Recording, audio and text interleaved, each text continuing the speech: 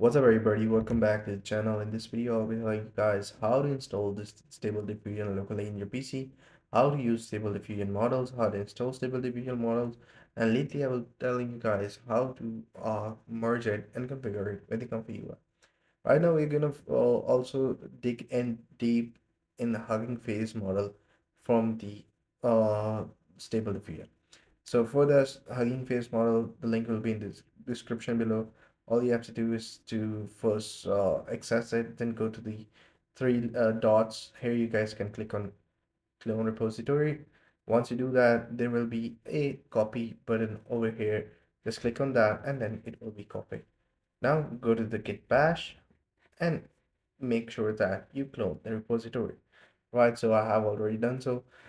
Just paste the code over here and then it will start cloning the repository.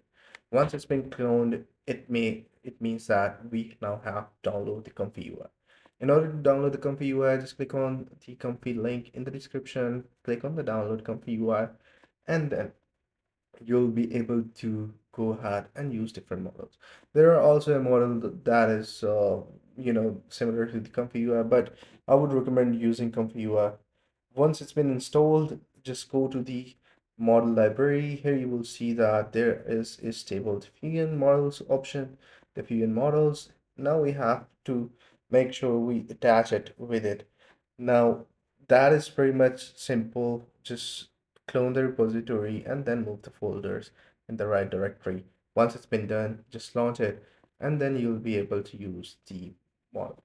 Go ahead to the menu, create a new repository, create a new model, and then you'll be able to use it. I hope you find this video helpful. Take care. Bye bye.